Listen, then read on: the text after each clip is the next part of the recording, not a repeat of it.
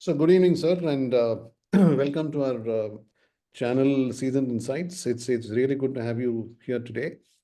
And it's been a while since we spoke, so it's quite nice to see you again.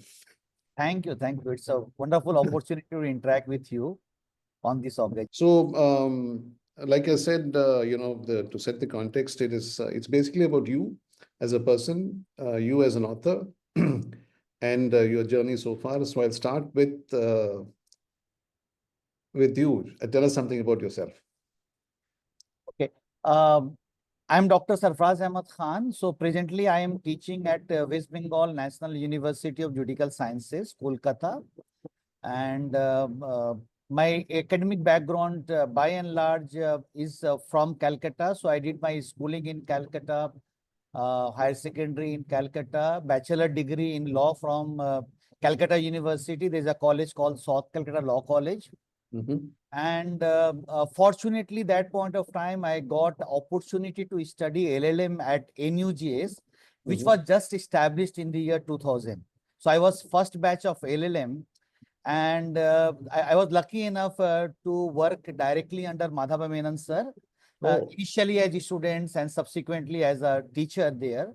So the kinds of guidance which I received from him from the beginning has helped me what I am today as a law students or law teachers. So it's all great contribution. I can think it's of Madhav Menon sir, what I am today as a in the legal professions. You're also part of that MILAT, which is established in Professor Madhu Menon's name. There is an Yeah, organization called it. I'm not directly associated with Milat, but it's a institutions or basically NGOs formed in Kerala in his name. And initial period, it did lots of work on clinical legal educations. I did executed some program in NUJS for law teachers who comes from the different parts of the country on Mm. clinical legal education, because one of the dream work of the Madhav Menon sir was clinical legal education. And Yes. Milat is doing work throughout the country. So, but I'm afraid after Menon sir's, he left us. We don't see much activities of Milat now, but it has a Mhm. huge potential. Initially, during his time, we frequently there are some programs where they are organized by the Milat. Yeah, because I was part of one program where I met his son. Huh. That was in Delhi, and that's how I know about Milat and what they do, etc. So you missed out on one thing. You're also a Chevening scholar, right? Yes, that's true. That's true. So in the 2004, I got this British Evening Scholarship for pursuing my second LLM at the University of Essex. It was on international human rights law. That year, luckily from India, almost 12 or 13 of us got selected for master level program, and I was one of them from throughout the country. And that's given me a great exposures of the internationals, academic institutions, going to other places. And being Chevening scholar, it's added some advantage because there's a network of all Chevening scholars in UK. So the office of the Chevening Commonwealth in the UK, they used to organize many other get-togethers for the Chevening scholars, which gives opportunity to visit some other universities in London, or Mhm. Oxford, or some other places. So it was a wonderful experience of studying 1 year in UK, and that too on the Chevening scholarships. I was in Essex. My master dissertation was on uh, extraditions topic, which are again criminal law and human rights related topic. Um, and that exposure is really worth. So like when you study in an environment where people from 50, 60 other countries, they are studying together, uh, that itself is a learning processes. That diversity of Mhm. the scholars, academicians, students, from there also you learn lots of things apart from the academic deliveries at the university. Absolutely. And incidentally, while I was doing some, I had a look at your profile, and so before, just to reorient myself with your background, and I also happened to chance upon an article about you in terms of how you had a very tough journey to become what you became today. I think it was in DNA Chronicle or something like that. I'm not sure if That's true. So it must be a there are slightly old one. few articles which came in the newspapers even when I came back from UK. Times of India has published a very detailed write-up on me with the titles from hawker to scholar. So those kinds of titles were there. Actually, most of the peoples like me who are first generation learner, Mhm. they come from very humble background. So like I can say from my family, I was the first matric in my whole family. Not by saying my father, but Mhm. fathers, cousin brothers, all of them. So among whole family, I was the first matric. And from Oh. that point of time, I was a determination that I will take or learn at least I will take highest degree of whatever the available in the world. So I will acquire it. And I did also, I did PhD also. So from that background, what happened was I was working with my father. My father has a hawker stall in Calcutta. And that was our life. That's all people like me in the middle class family, first generations, who devote time with their parents, work with them. So I used to go to the school. There is a school called Calcutta Madrasa Alia in Calcutta. Mhm. And I studied there from class 6, 7, 8 till 10. I did from there those years. So my routine was I used to go from cycle from my place where I live to school. And from school, I used to go to Esplanade to support my father. And with Mhm. him, I used to come back home in the night around 11, 11:30, 12. And then early morning again, I used to go to school. So Yeah. that was my routine. So that normally the other child who go to the play, get those training, etc. For me, those were all daydreaming. So, but I was working and studying both. Yeah, Even but even when I did my law, even that point of time, my father, that hawker business, they stopped. He started a shop in Katopsia in my locality. But I was Mhm. working, so I got a that point of time I got an agency from United Bank of India. There's a you must be hard. They have a scheme called mini deposit scheme, where Mhm. bank agent goes to different place to collect money and they Correct. get some commission. So we used to get % commission out of whatever the money I used to collect. So from I think after higher secondary, I joined that and I resigned from bank just before leaving for UK. Oh. So because that was my support, it was giving for my study continuously. And then when my younger brother was also involved in it, so he was supporting me with that work when I was full-fledged in doing my LLM in the NUJS. So Mhm. that's the struggle which many Indians like us has, and uh, we work, and then by God's grace, we are here today. Oh, good, sir. I mean, it's been a fantastic journey, as I can see. I read an article. I was very surprised because when I had spoken to you earlier, etc., I had no clue that that was the background and how hard it must have been for you to come up. So it's I mean, I only have to feel what is the word for it? It's an awesome thing to do. It's a hope. Like I believe that the kinds of education system which India offer, it is Hmm. unparalleled in the world. I don't think a student in the similar background in some other developed world where education is not free, they will even thought of. In India, Correct. because we have a still free educations in the higher studies, etc. Even people Mm. from the humble background, they can dream of doing masters, PhD. So whenever the issues comes of the privatizations, etc., I always feel that this all tertiary education should be completely the way it was. It should be free because Yeah. the scholarship, financial support, it can never be substitute of the free educations which we give. The reason being that many people from humble background, when they see the fees, that itself Yeah. later discourage them to apply for it. Is the Apply for it. secondary question whether we'll get a scholarship or not. Whatever financial support will go, but they will not dare to do it. Looks like suppose if my college fee, LLB fees could have been that point of time the way we charge in some private university, 4 lakhs and 5 lakhs rupees, I never thought of joining the course because the fees Absolutely. was 25, 30 rupees per month. I joined law courses that point of time. And so Great. that's the education which India gives. I think it's unparalleled. And your background is the reason that you went back to teaching and not practice. Not per se my background, but what the teaching was, as I said that somewhere my inside was that I am first matric in my whole family and I want to study more. So whatever the degrees are there, I want to obtain that. And I found that the academics can only give an opportunity. Teaching also, I want to study higher. So it's not that the teaching was, I was a passion of teaching, because I was practiced for some time also and was doing reasonably good before joining my LLM. But teaching comes accidentally. I did my just LLM dissertations first draft. So I have not completed LLM. I went to Menon sir and submitted my first draft, because he used to interact with all LLM students. So even though we are doing under him or not as a research supervisor, but he used to supervise all of us. So as a first draft, when I finished, I went to him with my first draft and told to Menon sir that, sir, my draft is ready, and if you can just have a look and give comment. Then his second questions comes immediately after having a glance of few pages. He used to say me, Mr. Khan. So he said, Mr. Khan, what's your next aim? What you want to do? I said, sir, I have not decided.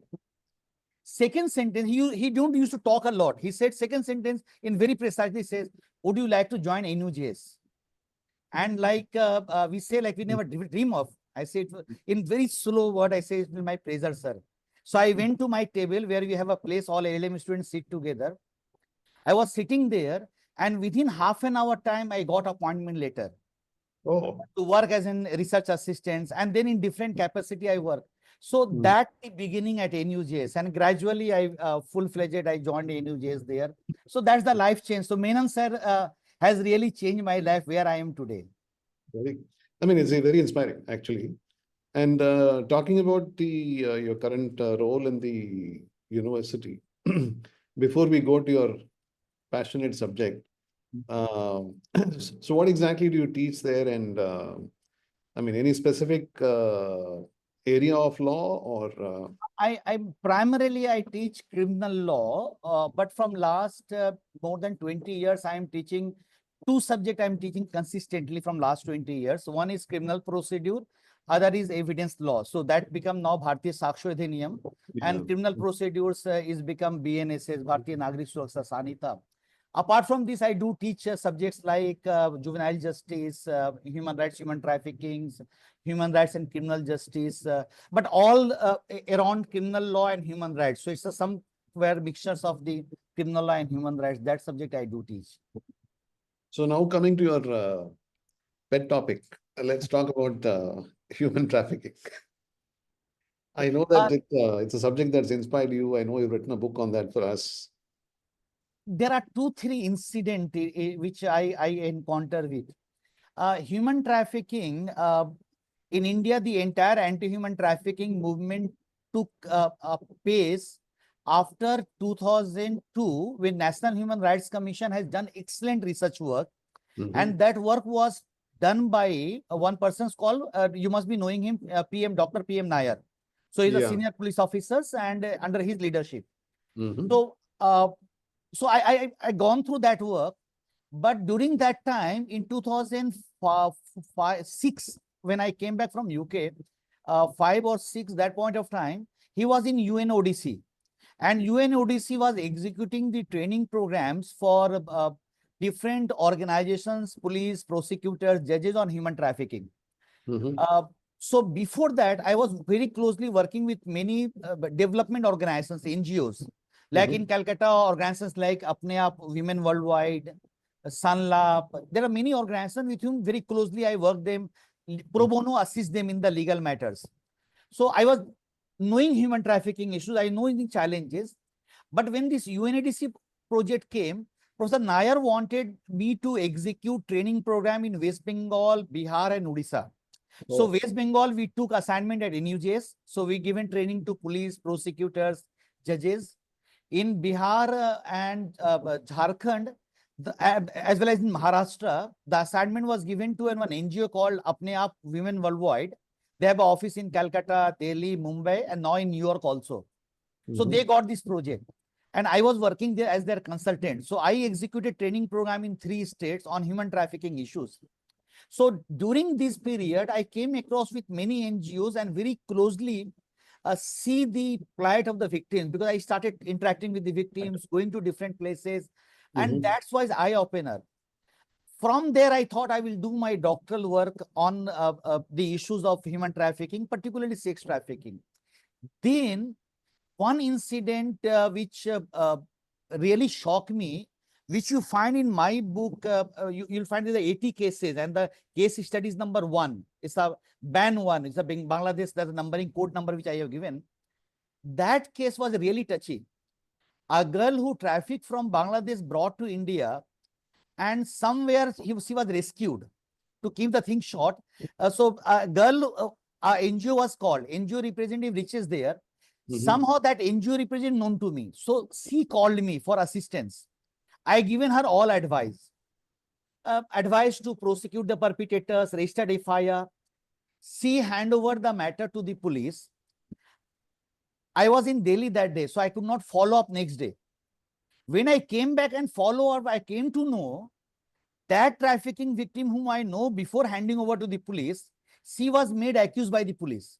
So in FIR is registered that Bangladeshi girl was crossing the border, handed over by the police. So the victim become accused under 14 Foreigners Act. She was a minor because when she trafficked, she was in class 8 or 9. So must be minor. But police make age 19. Not corruption issue, but only issue because had they written the original age, they have to brought the girl to JJB, which is situated 70 kilometers away. So they wanted to avoid the work. So they took the girl to local court, and the local court, Bangladeshi girl, no support system, no PP for him, no lawyer for him. So she was sent to jail. The next day, she died under unnatural suspicious circumstances. Then we write to different authorities. There's an inquiry by the Women Commission, State Women Commission, Children Commissions. We file a writ petition also. We got some order from the High Court. But it is not the substitute of a life of a girl. Correct. This case was really touching to me. And I decided that I will do my doctoral work on sex trafficking, particularly between the India and Bangladesh. So that's the lead on which I wanted to do my PhD work. My idea was that I will do abroad somewhere. So I wanted to do my PhD full-time student. So like if I'm teaching and doing PhD simultaneously, I cannot devote that much time. Correct. And I was looking for a scholarship. So I applied in different universities. I got some admission, but did not get a scholarship. I was lucky enough to got a scholarship from the Hong Kong. So there's a Hong Kong UGC, they give some scholarship. So that fund I received from City University of Hong Kong. And I did my PhD there. And that's led to sex trafficking between India and Bangladesh. So because the topic was very close to my heart, that's reflected in my work. Because I went to Bangladesh, I interviewed victims, I went to different places in West Bengal, I talked to many victims, 80 cases I collected. Now, most of the time, collecting these cases is also very difficult. Only because I work very closely with NGOs, I got enormous support from the NGOs in India, NGOs in Bangladesh. And I went to remote places in the villages from where the victims were trafficked, where they repatriated back, and after repatriation, what they happened. So I took 80 cases, out of which 50 cases were victim trafficked, exploited, rescued, repatriated back Bangladesh. 30 cases where they were waiting for repatriation. And I deliberately chooses these cases because had I choose some victim who are already in red light area or in exploitative condition, I will not get the real picture. I wanted to see the real pictures once they are free. And then I want to trace back every single incident which happened to them. So then going back to their cases, their prosecutions. So 80 cases on which my book is based upon, or my PhD is based upon, I try to bring all the nuances which happen on trafficking, including exploitations and the challenges which present systems really faces. So I try to bring all things together in one place. So that was a book that we brought out in 2021. Yes, right. Correct. Revisions of my PhD work, yes. So what happened after 2021 till now? You didn't publish any further, or? No, I do publish some article, not the revision of the book, but now I am thinking of revising it because now there's changes are there in the law, etc. And I will come up with the new edition of it with bringing the Nyaya Sanhita provisions and the other changes. These are a few development at the international level also taken place. So I'm planning to bring in them. But what I published are basically book I published many, mostly editing volumes. It's published from the Thompsons also. Yeah. I think 5 books are published from the Thomson's Correct. Beauty, some from the Yes. others organizations. Presently, also I'm working on a Ruthless projects, which may comes by December or so. So I am doing some work, but I want to do this is work is very close to my heart. So I wanted to do more on this, and I will bring new editions of this. I believe I can do that, and hope you can agree to No, publish. no, absolutely. And I think you should, because it's a topic which is very important.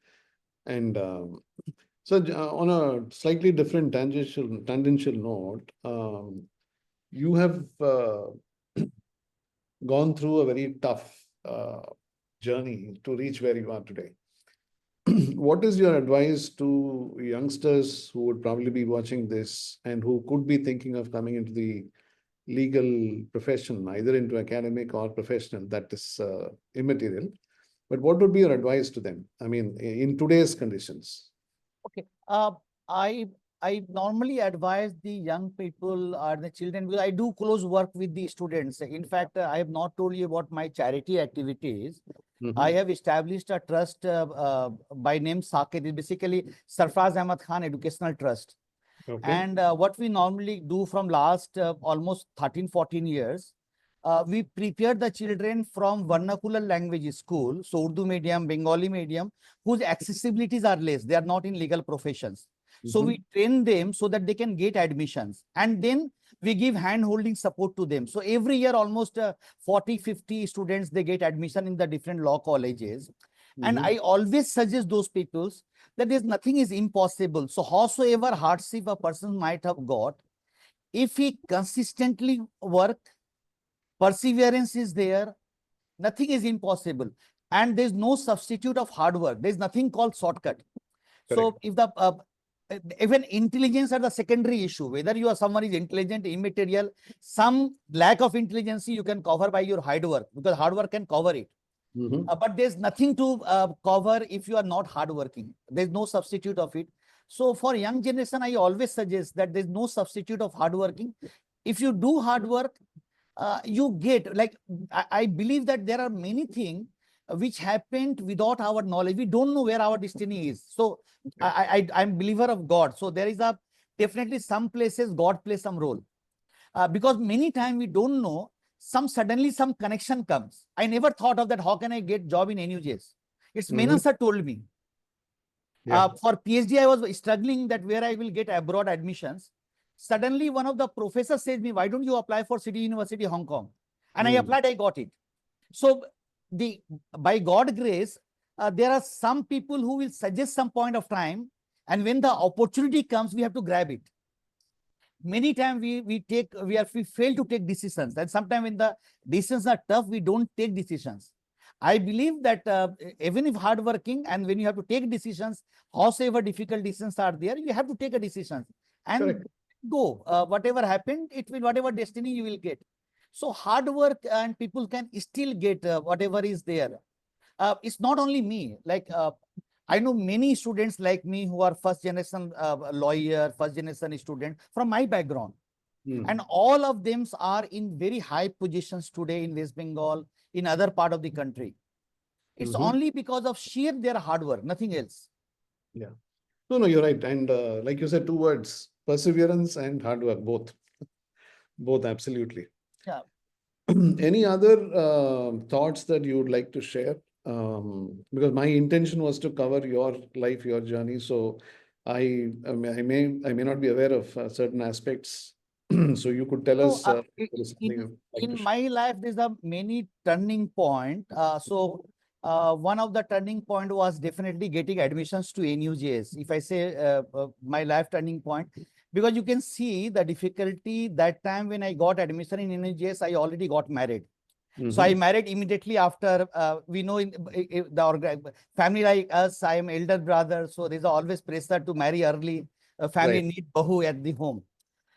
So I got married immediately after passing law. I was going to court. I doing reasonably good. So even for young lawyer, it's difficult to get sustenance. But I was getting money from my senior. I was getting clients also.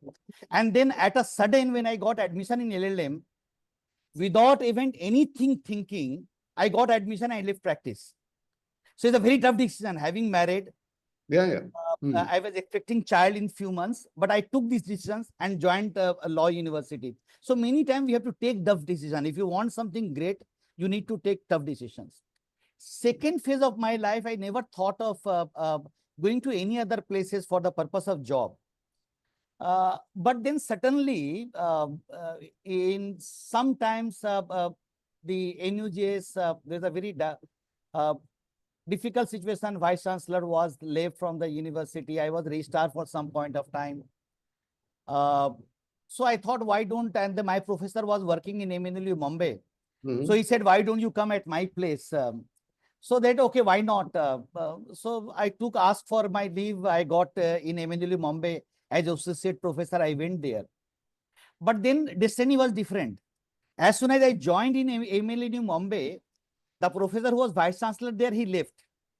So he called me to go there and to work with him. And then my boss is not there. So no point in living there. I don't have any intention to live in the Mumbai city. So I don't have any such attractions for Mumbai. Then that day, I got some call from the Symbiosis, some HR department, would you like to become director? And then one of my friend was there with me. He said, why don't apply? What is the harm in applying? So I sent my CV and it clicked. So from there, I went to become director at Symbiosis Law School, Hyderabad. I was 2 years as a director. I really enjoyed my period. I enjoy in the sense that I worked really hard there. And it's like unparalleled in 2 years. I conducted almost more than 9 conferences, a large number of seminars. So like if you see the Symbiosis Law School, Hyderabad website, web page, Facebook page, every day you will find 2-3 postings from the different student activities. So very vibrant environment was there. So I also think that wherever I am, I should leave my footprint. People will remember that I have done this work. So, and I have to do 100%. So whether what I get less, more immaterial, I have to give my 100%. So I given my 100% to MNLU. Then I got in Symbiosis, I joined Symbiosis, I given my 100%. But somehow my NUJS again called me. My lien was not extended. They asked me to join. And I have to come back my university because that's my parent organizations. Correct. So now again in my NUJS. So that's my journey so far in the academics life. So I for my the person, I say I can't claim that I am very intelligent person, but I can say I work. So I never hesitate in working hard. I can devote as much time possible. I may take much longer time than many other persons, but I don't hesitate to take that longer time and do the work. No, so I don't know whether you know Dr. Khan, but I had my initial education in Calcutta. Do you know that? No, I didn't know about it. Yeah. I used to live in Garden Reach. Okay. Because my father was in the railways and I used to live in Garden Reach. And there's a railway colony there. I studied in St. Paul's. Okay. I studied in St. Paul's till the first few years of my, I think till maybe initial few years of school. And so I have this attachment to Calcutta even today. I mean, even though it is like, probably 50 years back, but I had recently gone there, I think last year. Okay. So I went back and looked at some of the places I still remember. And so I found that, some of the shops I remember are still there. Very much, sir. Thank you once. Thank you, sir. Thank you. Thank you. Bye, sir.